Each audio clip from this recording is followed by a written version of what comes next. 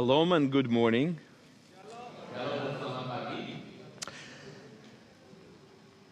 Today is a wonderful day. Because today, Jews and the nations of the world in one place can worship Israel's God through the Messiah Jesus.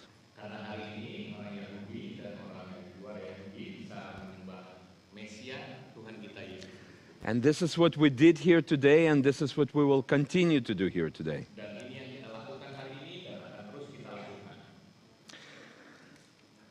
Today I will speak to you about probably one of the most beloved stories of the Bible. Tentang satu cerita yang sangat indah di Alkitab. And it is a story about the Samaritan woman. Dan ini adalah cerita mengenai wanita Samaria. So let us bow and pray and ask for God to add His blessing to the reading of His word. Dan mari kita berdoa supaya Tuhan juga memberkati pembacaan firman pada hari ini. God of Abraham, Isaac, and Jacob, Allah Abraham, Ishak, dan Yakub, we ask that you will come to us and dwell with us by your Holy Spirit. kami minta Engkau yang boleh tinggal di dalam kami, dalam Roh Kudus-Mu. Our Father, we're sinful people, Bapa, kami adalah orang-orang berdosa, but your grace superabounds where sin abounds. tapi kasih karunia-Mu yang lebih lagi daripada segala dosa kami. And so therefore we ask that your Spirit and your grace will prevail, Oleh sebab itu kami berdoa, Roh-Mu dan kasih karunia-Mu yang boleh ada, that our minds and hearts this morning will be shaped by your word. supaya pikiran dan hati kami boleh dibentuk oleh firman-Mu. In the name of the Father and the Son and the Holy Spirit. Dalam nama Bapa dan Anak dan Roh Kudus. Amen. Amin, amin. Amen. So I've asked Pastor Daniel to read from two sections of the Bible. Saya akan membacakan dua bagian dari Alkitab. One comes from the New Testament, Satu dari Gospel of Perjanjian John, Baru. chapter 4. Injil Yohanes pasal 4. That's the famous story of the Samaritan woman. Itu kisah yang terkenal tentang wanita atau perempuan Samaria. But the Gospel of John Tetapi Injil Yohanes was written against the backdrop of another Old Testament book. juga dituliskan dengan satu latar belakang dari kitab di Perjanjian Lama, The book of prophet Ezekiel. yaitu dari Nabi Yehezkiel. In comparison to all other books of the Hebrew Bible, Dan dibanding dengan kitab-kitab lain di Alkitab, this is the book that is referenced the most, and the themes from the book of Ezekiel flow freely in the Gospel of John. dan bagaimana kitab dari Nabi Yehezkiel ini dituliskan juga banyak di bagian-bagian dari Injil Yohanes. So even though the book of Ezekiel talks about many things, I asked Pastor Daniel to read a short section that is relevant particularly to the story that we're thinking Nanti about saya today. akan membacakan bagian yang sangat relevan dengan Yohanes pasal 4 yang akan saya bacakan And juga. that comes from Ezekiel chapter 15, 37. verses 15, no, 35 to 37? Ya, 37, No, 37, 15 to 17, Ya, dari exactly. Yehezkiel Thank you. 37 ayat 15 sampai 17. Exactly. Go ahead. Ya. Saya akan bacakan Yohanes 4 ayat 1 sampai 42. Ini cukup panjang, tapi saudara perlu menyimak karena ini sangat penting. Dikatakan ini percakapan dengan perempuan Samaria. Ketika Tuhan Yesus mengetahui bahwa orang-orang Farisi telah mendengar bahwa ia memperoleh dan membaptis murid lebih banyak daripada Yohanes, meskipun Yesus sendiri tidak membaptis melainkan murid-muridnya, ia pun meninggalkan Yudea dan kembali lagi ke Galilea. Ia harus melintasi daerah Samaria, maka sampailah ia ke sebuah kota di Samaria yang bernama Sikar, dekat tanah yang diberikan Yakub dahulu kepada anaknya Yusuf. Di situ terdapat sumur Yakub. Yesus sangat letih oleh perjalanan, karena itu ia duduk di pinggir sumur itu. Hari kira-kira pukul 12. Maka datanglah seorang perempuan Samaria hendak menimba air. Kata Yesus kepadanya, berilah aku minum. Sebab murid-muridnya telah pergi ke kota membeli makanan. Maka kata perempuan Samaria itu kepadanya, masakan engkau seorang Yahudi minta minum kepadaku seorang Samaria? Sebab orang Yahudi tidak bergaul dengan orang Samaria. Jawab Yesus kepadanya, "Jikalau engkau tahu tentang karunia Allah dan siapakah dia yang berkata kepadamu, berilah aku minum, niscaya engkau telah meminta kepadanya dan ia telah memberikan kepadamu air hidup." Kata perempuan itu kepadanya, "Tuhan, engkau tidak punya timba dan sumur ini amat dalam. Dari manakah engkau memperoleh air hidup itu? Adakah engkau lebih besar dari bapa kami Yakub yang telah memberikan sumur ini kepada kami dan yang telah minum sendiri dari dalamnya, ia serta anak-anaknya dan ternaknya?" Jawab Yesus kepadanya, "Barang siapa minum air ini, ia akan haus lagi. Tapi barang siapa minum air yang akan kuberikan kepadanya, ia tidak akan haus untuk selama-lamanya. Sebaliknya air yang akan kuberikan kepadanya akan menjadi mata air di dalam dirinya yang terus-menerus memancar sampai kepada hidup yang kekal." Kata perempuan itu kepadanya, "Tuhan, berikanlah aku air itu, supaya aku tidak haus dan tidak usah datang lagi ke sini untuk menimba air." Kata Yesus kepadanya, "Pergilah, panggillah suamimu dan datang ke sini." Kata perempuan itu, "Aku tidak punya suami." Kata Yesus kepadanya, "Tepat katamu bahwa engkau tidak mempunyai suami, sebab engkau sudah mempunyai 5 suami dan yang sekarang ada padamu bukanlah suamimu. Dalam hal ini engkau berkata benar." Kata perempuan itu kepadanya, "Tuhan, nyata sekarang padaku bahwa engkau seorang nabi. Nenek moyang kami menyembah di atas gunung ini, tetapi kamu katakan bahwa Yerusalemlah tempat orang menyembah." Kata Yesus kepadanya, "Percayalah kepadaku, hai perempuan, saatnya akan tiba bahwa kamu akan menyembah Bapa bukan di gunung ini dan bukan juga di Yerusalem. Kamu menyembah apa yang tidak kamu kenal, kami menyembah apa yang kami kenal. Sebab keselamatan datang dari bangsa Yahudi.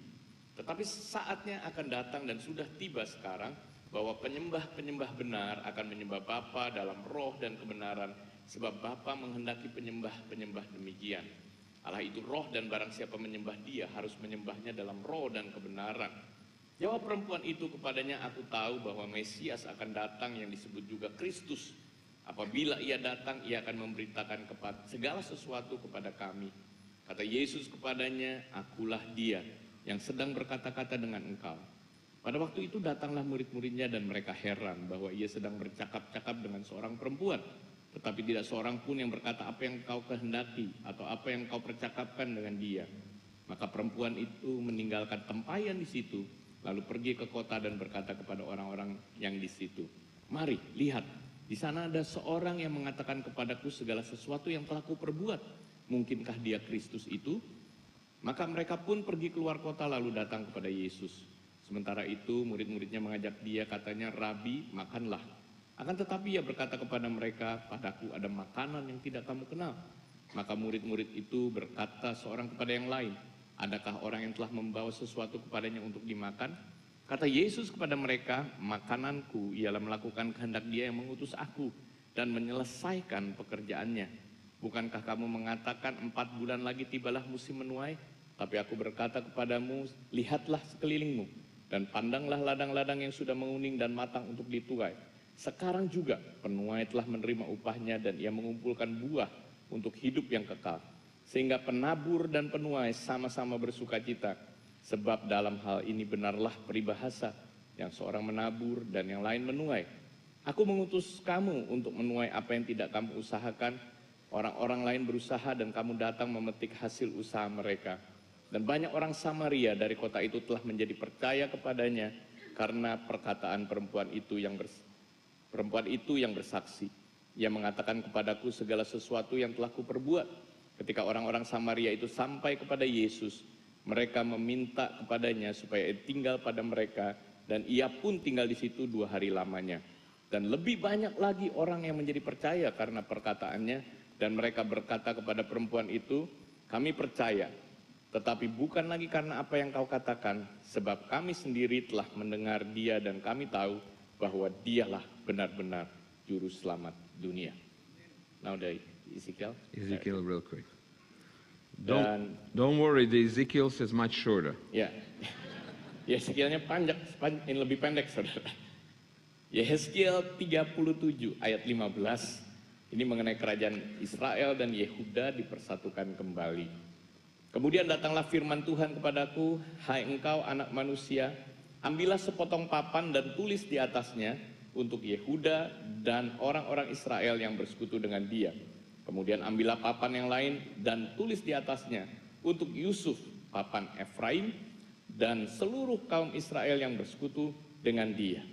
Gabungkanlah keduanya menjadi satu papan, sehingga keduanya menjadi satu dalam tanganmu.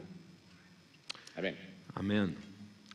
So many years before the Gospel of John was written, Dan bertahun-tahun sebelum Injil Yohanes ditulis, a national tragedy happened in Israel. ada tragedi nasional yang terjadi di Israel.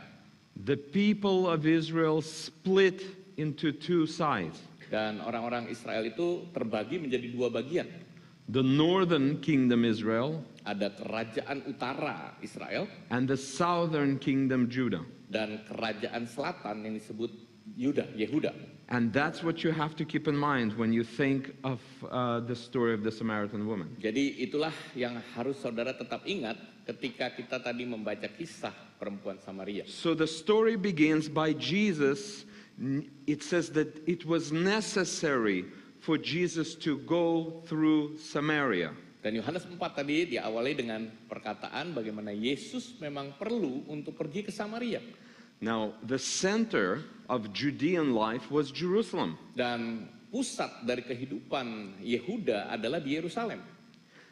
Jesus' family and friends and where he lived was up north in Galilee. Dan Yesus bersama keluarganya tinggalnya di utara, di daerah Galilea. So if you think of Israel as this long fish, Ya, kalau lihat mungkin ya memang peta Israel seperti bentuk ikan gitu ya, yang panjang. Judah would be in the middle and towards the end, but Kalau in the middle. ya Yehuda mungkin letaknya ya kira-kira memang di sini. Galilee would be up Kalau north, Galilea di atas, di utara. and Samaria will be sandwiched in between. Dan Samaria, kalau ini Galilea, ini Yerusalem, Samaria memang di sini. Now, remember that the Judeans Jadi orang-orang Yudea and Samaritans dan orang-orang Samaria didn't much like each other for a long time. ya udah jangka waktu yang lama mereka nggak suka satu dengan yang lain. I think the very best comparison that I know of Dan mungkin perbandingan yang terbaik yang saya to bisa help tahu you compare the Jews and the Samaritans untuk membandingkan orang-orang dari Yudea gitu ya Is dengan to Yahudi compare- dengan Samaria. is to compare Shia and Sunni in the Muslim world Kalau di Muslim ada Sunni dan Syiah gitu ya, kayaknya nggak akur gitu. to the Christians in most of the world. Shia and Sunni are Muslims. Ya, untuk orang Kristen kita melihatnya mereka adalah Muslim, They're not Christian, they're not Buddhist, they're not something else. bukan orang Kristen, bukan orang Buddha. They're Muslims.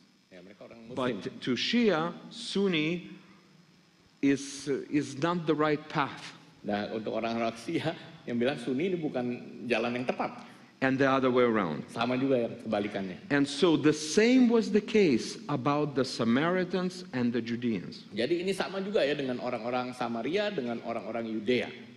Now, usually for a Judean that lives in Galilee to come to Jerusalem, it would take 6 days of journey. Dan biasanya kalau untuk orang-orang yang Yahudi ya Yudea yang tinggalnya di Galilea itu perjalanannya jalan ya saudara 6 hari.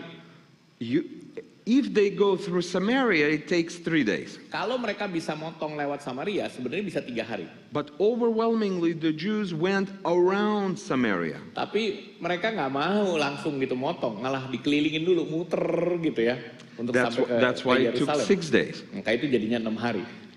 But the scripture says that Jesus had to. It was necessary for him to go through Samaria. Di Yohanes 4 dituliskan Yesus itu harus lewat Samaria. Now, as he goes through Samaria, Dan waktu dia lewat Samaria, he meets this very, very interesting woman. dan dia bertemu dengan perempuan yang menarik ini. She is known by what name? Dia dikenalnya namanya siapa? There is no name, Nggak ada namanya right? saudara ya. We know her as the woman that he met at the well in Samaria. Dia kenalnya sebagai perempuan Samaria yang berjumpa dengan Yesus di sumur. Now, there is one thing you need to remember. Ada satu hal yang saudara perlu ingat, Samaritans call themselves Shomrim. orang Samaria mengatakan diri mereka itu sumrim, It means the keepers. artinya penjaga. Now, generally speaking, in the Christian church, people think that Samaritans are something like between the Jews and Gentiles. They're like half Jews. Ya, mungkin di dunia Kristen mikir orang Samaria itu setengah Yahudi gitu. But that's not what Samaritans thought of Tapi themselves. orang Samaria nggak berpikir begitu. Samaritans thought of themselves as the real Israel, Mereka berpikir mereka yang asli nih Israel. as the remnants of the northern tribes of Israel, the Sebagai- faithful remnant. Orang-orang yang setia yang masih tertinggal atau tersisa dari orang Israel.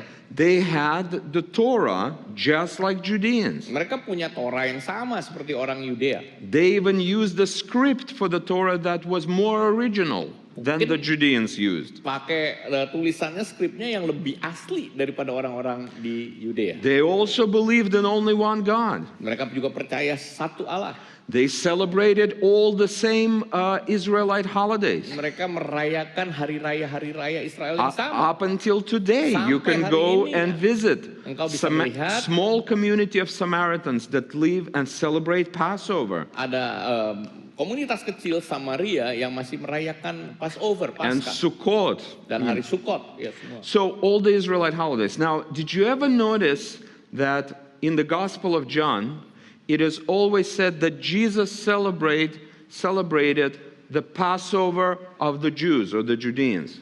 Ya, pernah nggak saudara perhatikan bahwa Yesus merayakan Paskah dari orang Yudea? Or when it mentions another holiday, like Sukkot, the Feast of Tabernacles, it always says that it was the Sukkot of the Judeans. Pernah nggak saudara perhatikan bahwa Yesus juga pernah nggak mengatakan bahwa misalnya tadi hari raya Tabernakel? Ya, Why is apakah it? dikatakan hari raya Tabernakel Yudea? Why is it? Mengapa itu? That is because there were other Passovers, there were other Sukkot, there was another calendar, Ya, karena- meaning the Samaritan calendar. Ada kalender yang lain ya, kalendernya orang Samaria ini. And another misconception that the Christian church has about this story Dan juga ada miskonsepsi ya, pemikiran yang salah tentang biasanya pemahaman mengenai cerita yang kita baca Yohanes 4 is itu. that generally speaking, when we think of Samaritan woman, we think that she was a woman of loose morals. Ya, kita pasti memikirkannya wanita ini moralnya hancur lah ya, rusak.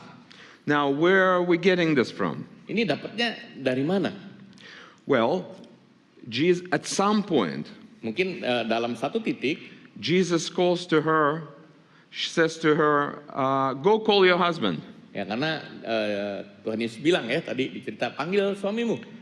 And the woman says, I don't have one. Dan wanita itu bilang, aku nggak punya. And Jesus says, Dan Yesus yeah, you katakan, had 4 husbands. ya, And the one that you're living with right now is not a husband. ya engkau punya tadi baca 5 ya, 5 suami dan yang ini bukan suamimu. Now, because we are modern people, Dan karena kita orang modern, or postmodern, or Atau postmodern, postmo, or post something, I don't know Yeah. what we are anymore. ya saya juga nggak tahu kita Okay. di mana ya. I mean, we think of modern society and we interpret the Bible in accordance to modern society. Ya, kita langsung pikirkannya dengan apa situasi modern saat ini. And that's a very big mistake. You must not do that. Dan itu kesalahan besar ya, jangan kita lakukan interpretasi dengan With all of your keadaan being, masa with kini. all of your abilities, you should be able to go back to the ancient times Dengan kemampuan kita sebenarnya kita harus bisa kembali ke masa itu. and do your very best to try to understand ancient text in the context of the ancient times. Dan bagaimana memahami teks masa lalu itu dengan konteks ada pada saat itu juga. In the ancient times, the woman cannot be just constantly divorcing her husbands Di and masa restarting life by herself. Ya, nggak How bisa do you think is that gampang. possible? Ya, gampang menceraikan suaminya, lalu hidup lagi, lanjut kawin lagi, nggak guys segampang kayak sekarang. See, we are assuming too much about this woman. Dan kita berasumsi terlalu banyak tentang wanita itu. We are assuming that she changed her husband. We're not thinking of other possibilities, that they could have died or they could have divorced her. Maybe she couldn't have children, for example. Ya, kita nggak pernah memikirkan kemungkinan lain, mungkin suaminya meninggal, ya, atau suaminya yang menceraikan dia karena dia nggak bisa punya anak dan sebagainya. We're assuming that the man that she lives with now is her lover. Dan sekarang mungkin dia seperti tinggal dengan pacarnya. But that is a crazy assumption. Tapi itu asumsi yang It's completely unreasonable for that nggak time. bisa dipahami kalau kita kembali ke konteks masa lalu. It is far more reasonable that it was her uncle or Mungkin her father itu or her brother, Dia bisa tinggal dengan papanya, pamannya, atau saudara laki-lakinya. someone but not her husband in the family that was taking care of her. Ada seorang ya pria memang dari keluarganya yang mungkin take care dia. Now we're also assuming that the woman was very young and very beautiful. Kita juga asumsinya mungkin wanita ini masih muda, masih cantik.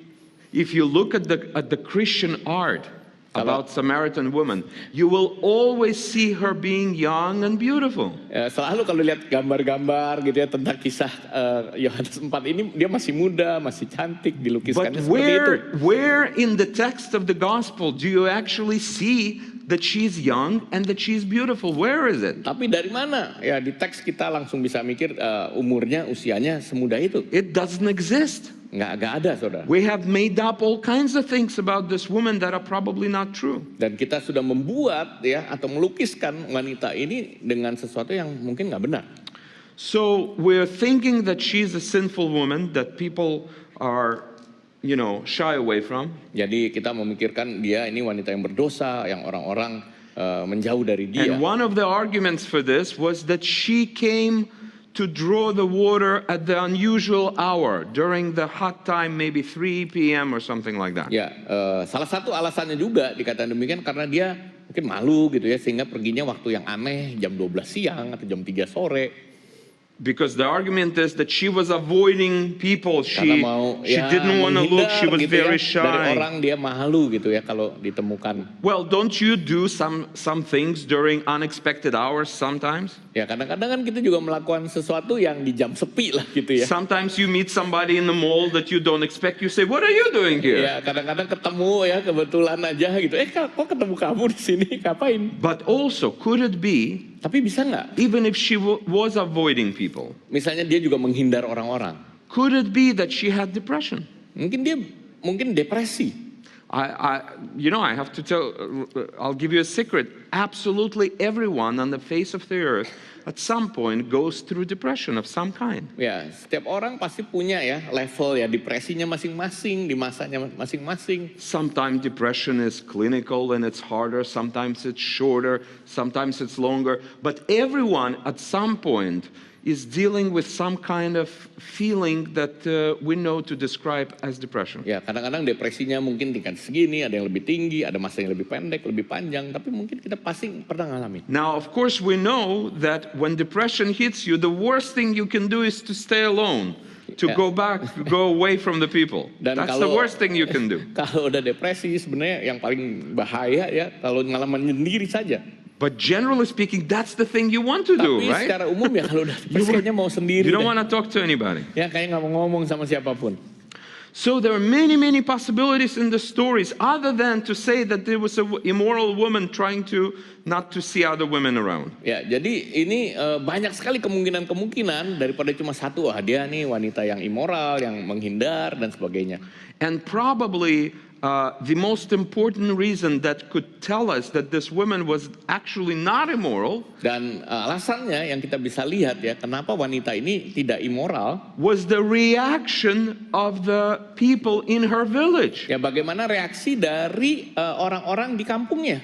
When she came Waktu and dia she datang, lalu dia bilang, she said to them, "Listen, come and dengar, see datang lihat nih, this Judean guy. orang dari Yudea, He told me everything that happened to me. dia bisa ngomong semua yang terjadi dalam hidup saya, All of them dropped immediately what they were doing dan mereka langsung tertinggalkan semua yang mereka lakukan, and went and followed her." dan ngikutin dia. Does this sound like a woman that doesn't have respect in the village? Apakah ini berbicara tentang perempuan yang nggak punya atau nggak dihormati di kampungnya? Quite the opposite. Ya mestinya kebalikannya. You can imagine that a village would drop everything and go and follow if this was a righteous woman. Ya bayangkan ya, maka itu orang-orang itu langsung tinggalkan semuanya karena ya atau jika wanita ini memang orang yang benar. Now, how do we know that this woman may have been actually the absolute opposite of how we thought of her. Ya, coba pikirkan bagaimana kalau perempuan ini sebenarnya kebalikan dari yang sebelumnya pernah kita pikirkan. This woman is engaging in the Torah-based conversation with a young man, Nah, wanita ini sedang with a young berbicara Jewish man. dengan orang Yahudi yang masih muda tentang Torah. And what she says to him Dan apa yang dia katakan, perempuan ini katakan, communicates mengkomunikasikan that she knows the intricacies of the Samaritan interpretation of the Torah. bagaimana kerumitan ya dari interpretasi orang-orang Samaria ini tentang Torah. And not Taurat, only ya. that she knows the Samaritan interpretation of the Torah, she is also, she has emotional intellect to know how to relate to Judean, even though he was not a Samaritan. Nah, gak hanya sekedar mengerti bagaimana menerjemahkan ya, pengertian Samaria tentang Taurat, tapi juga dia punya kemampuan emosional untuk bisa berhubungan dengan seorang muda dari Yudea ini. At some point, she says to Jesus, I know the Messiah will come. Dan dia bisa bilang, suatu waktu Mesias akan datang. Now, Samaritans didn't believe in the Messiah. Orang Samaria tuh nggak They percaya did not Mesias. have an expectation of Messiah. Mereka nggak punya pengharapan akan datangnya Mesias. But there was in their Torah someone like a teacher who was supposed to come. Tapi Someone dalam Tauratnya who will guide and purify. akan ada guru The ya yang akan memurnikan mereka, orang-orang. So, but she used the term that the Judeans are using, the Messiah. Tapi dia bisa pakai istilah yang orang Yudea pakai, yaitu Mesias, Kristus. So what she is doing is she was breaking the wall and communicating on the language of her enemy, if you would. Ya, dia bisa merobohkan tembok dan bahkan bisa membangun percakapan komunikasi dengan tanda kutip ya. Biasanya dengan orang Yudea bermusuhan gitu. Now, of course, she very quickly understood that she's talking to a very unique Judean. Dan dia sadari ini orang Yudea yang sangat unik. Because this Judean asked her for water. Karena orang Yudea ini minta air. Now, if he would have asked her for a bottled water from a store, that would have been okay. Kalau mungkin minta sebotol air aja dari toko mungkin oke. But he asked her to give water with an understanding that she will use her cup or something to give him the water. Ya, jadi dia mengharapkan ya untuk wanita itu mengambil dari ember timbanya untuk menimba dari sumur itu. And you'd say, what's the problem? Ya, Anda mungkin bilang apa masalahnya? Okay. And the problem was that, remember, there was a big strife between the Shia and Sunni, between the Judeans and the Samaritans. Dan ingat bahwa seperti Syiah dan Sunni, ini orang Yudea dan Samaria ini ribut ya. And we know from a human experience that when people are in conflict with one another, they start demonizing one another. Dan kalau dua pihak ini berkonflik, pasti satu pihak akan mengibliskan gitu ya, yang memburuk-burukan yang pihak yang satunya. People don't argue about arguments with one another. Dan mereka nggak berargumen ya satu dengan yang lain. They accuse other people of lying. Tapi and being evil and immoral people, the terrible people, those menuduh people. ke pihak yang lain adalah pihak-pihak yang berbohong, yang buruk dan That's why they sebagainya. believe the way they believe, because they're Itu terrible people. sebabnya ya mereka percaya sedemikian karena mereka orang-orang yang buruk. Now, in any conflict, the other people think this demonize this side also. Ya pihak yang lain juga akan mengatakan hal-hal yang buruk pada So pihak yang of course, satunya lah. Judeans Jadi orang Judeans had all kinds of stories about the Samaritans that were not true, but were good examples of demonizing the other side. ya bagaimana mungkin nggak benar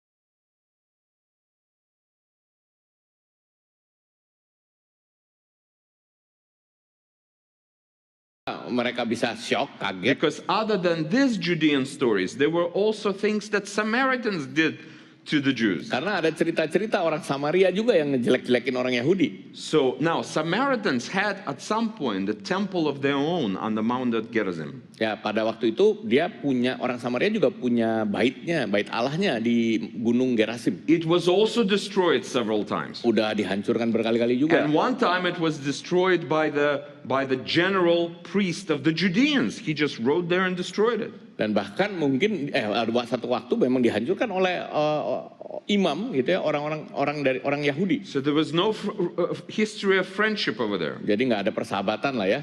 At some point, the Samaritans sneaked into Jerusalem temple and spread the chicken bones all over the place. Dan juga orang Samaria masuk ke bait Allahnya di orang-orang di Yerusalem itu dan ngelemparin tulang ayam.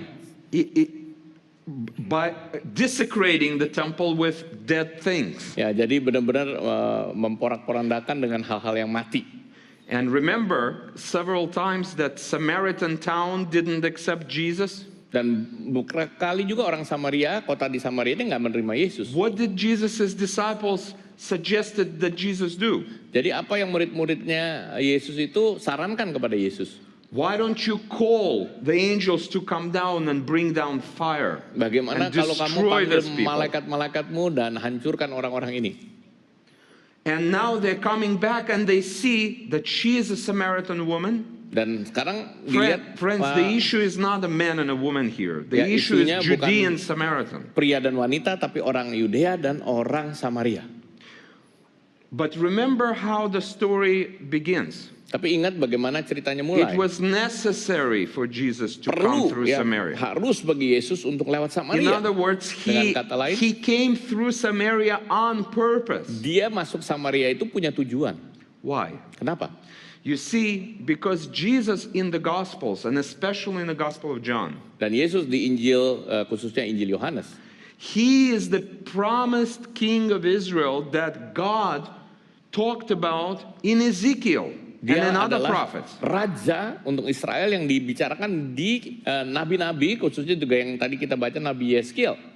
And that king is supposed to reunite Dan the raja itu northern and the southern harusnya menyatukan Israelites. kerajaan yang utara dan yang selatan dari Israel. Remember, at Ingat? some point in the Gospel of John, Jesus says, I have the sheep of another fold, I have to bring them also. Dan aku punya domba-domba dari kumpulan yang lain yang aku harus kumpulkan juga. What are we thinking immediately? Kita langsung mikirnya apa? Gentiles. Orang-orang non-Yahudi. But friends, it's not about Tapi Gentiles bukan there. pada waktu itu nggak ngomongin orang non-Yahudi. It's about the other Jews, the other Israelites that these Israelites do not find acceptable. Mengenai orang Israel yang bagian yang lain, yang orang Israel bagian sini nggak bisa terima. The king, Jesus has to be the king of the whole Israel. Karena He Yesus cannot be harus the king of menjadi the half of raja Israel. keseluruhan Israel, nggak bisa jadi raja setengah Israel. So he needed to come and he needed to unite the old remnants of Israel, and we read about this in the book of Ezekiel. Dan dia harus menyatukan ya semua yang sisa-sisa dari orang Israel ini kembali, dan kita baca itu tadi di kitab Ezekiel Yeskiel. was told, take two sticks, Judah and Ephraim, the Yeah. north and the south, and bring them together like this. Ya, jadi Into one. ambil ya Juda dan Efraim dua papan, dan kemudian kamu satukan itu. That's what the king will do. Dan itu yang akan raja lakukan. But in the time we have remaining, let me bring you back to this story of Jesus talking to the Samaritan woman. Dan saya mau balik lagi nih kemari cerita Yesus berbicara dengan perempuan Samaria ini. When I was a kid growing up in Ukraine, Pada waktu saya masih kecil, saya ini bertumbuh di Ukraina. yeah, I had an aunt Saya punya there. tante di sana, The aunt had 5 husbands. dan tante saya In a row. punya 5 suami berturut-turut. She was an elderly woman. I think she was about 65, between 65 and Dia umurnya 70, 65 somewhere sampai there. 70 lah kira-kira. I remember I was saying, how many husbands she said? Saya masih ingat waktu kecil tanya tante saya, kamu punya berapa suami? They all died. She lived longer than all of them. Karena dia hidup lebih lama dari suaminya. Okay. Now you can imagine Coba that Anda bayangkan, that if you had a husband that was a terrible person and he dies, thank God. Kalau punya suami kacau berjuruk gitu terus meninggal ya puji Tuhan mungkin. But if you have loved your husband, Tapi kalau engkau mengasihi suamimu, it is a tragedy. jadi tragedi ini. It is a saudara. Trauma. And you know from your experiences that if you lost a grandmother, Kamu punya pengalaman mungkin omamu meninggal. and then you lost someone else in the family. Kemudian ada anggota keluargamu yang The lain meninggal. way our human brain works is that death compounds and becomes this trauma. We're taking it harder and harder and harder. Dan itu akan menumpuk ya, makin menumpuk dan makin lama makin berat, saudara. So imagine the difficulties that Samaritan woman went through. Jadi Imagine the bayangkan- trauma. Imagine the tragedies that followed her so much of her life. Bayangkan trauma ya, tragedi yang mengikuti kehidupannya. Okay? And yet, in the end, this story ends with her bringing her entire village to salvation, to Jesus. Tapi cerita ini berakhir dengan dia membawa seluruh kampungnya itu kepada Yesus. Now some of the people in the back are thinking, should we start playing the music right now? Iya. This is not it yet. Ya, belum ya. So hang on. Tunggu, hang on. jangan The turun most cepet-cepet. important connection is coming up. Karena Listen ini to this. penting dia perhatikan ini. Do you remember how the story started? Ingat ceritanya mulainya gimana? Who was buried in the same place where Jesus and Samaritan woman is having this conversation? Do you remember? Ingat nggak siapa yang dikubur di tempat Yesus dan wanita perempuan Samaria itu ngobrol? It was Joseph. Yusuf. So before the story begins, the gospel writer is telling us, now, keep in mind, whatever will happen, you have to remember that Joseph's bones are right here. Jadi ingat ya penulis Injil yaitu Yohanes udah mengatakan bahwa ingat ini tulang-tulangnya Yusuf di sini nih. Joseph's bones are the silent witness to this conversation. Jadi tulang-tulangnya Yusuf ini adalah saksi bisu dari apa yang sedang terjadi. Now, what was the story of Joseph is all about? Jadi cerita Yusuf tentang apa? Much of his suffering in Joseph's life. Banyak memang penderitaan di kehidupan Yusuf, How does this end? tapi bagaimana akhirnya? It ends in salvation of the family of Israel. Bagaimana akhirnya itu membawa keselamatan bagi seluruh keluarga Israel. And just as the story of Joseph ends with the salvation of the family of Israel, so is the story of Samaritan woman bringing the family, her village to Jesus. Bagaimana kisah Yusuf membawa keselamatan bagi seluruh keluarga Israel, cerita tentang perempuan Samaria ini juga berakhir dengan dia membawa seluruh keluarganya, kampungnya kepada Yesus. And there is one last question that I want to ask and answer before the beautiful music begins. Dan satu pertanyaan lagi yang saya mesti jawab sebelum musiknya masuk ya saudara. When the Samaritan woman and Jesus are talking and they're like a little bit arguing, Dan waktu wanita Samaria itu mulai ngobrol dengan Yesus dan bahkan berargumen, do you remember what ends the argument? apa yang akhirnya menghentikan argumentasi mereka? Yes, Jesus is saying, Ya, Yesus menyatakan ini. Samaritan woman, you know, you worship what you do not know. We Judeans know what we worship because salvation is from the Judeans or the Jews, the way it's translated in our Bibles. Ya, jadi engkau menyembah di tempat yang ada tapi engkau nggak kenal. Kami menyembah gitu ya, dan bahkan sesuatu yang dikatakan di Alkitab orang Yahudi ini. And Christians struggle to understand, what does this mean? How could salvation be from the Jews if the Jews don't believe in Jesus right now? Ya, keselamatan dari Yahudi, padahal kok banyak juga orang Yahudi nggak percaya Yesus saat ini. Because the meaning of this text Karena- is not that salvation is from today's Judaism. Today's Judaism does not recognize Jesus as the Ya, Messiah. karena So keselamatan that bukan cannot be the answer. berasal dari ya Yudaisme hari ini, karena jelas bukan itu jawabannya. But this is a reference. Jesus is referencing something in the Torah that is shared with the Samaritan woman, and she knows about this. Dan Yesus membagikan sesuatu yang mereka nih sama berbagi nih dengan orang Samaria itu. About about the future leadership of the dynasty of Judah. Bagaimana kepemimpinan di masa depan dari dinasti Yehuda. When Jacob blesses Judah, he says the scepter shall not depart from Judah. Dikatakan pada waktu Yakub ya memberkati Yuda, dikatakan tongkat itu tidak akan berlalu dari Yuda. So it is the tribe of Judah that is supposed to come and lead Israel unto salvation. Jadi suku Yehuda yang akan membawa dan memimpin orang Israel itu kepada keselamatan.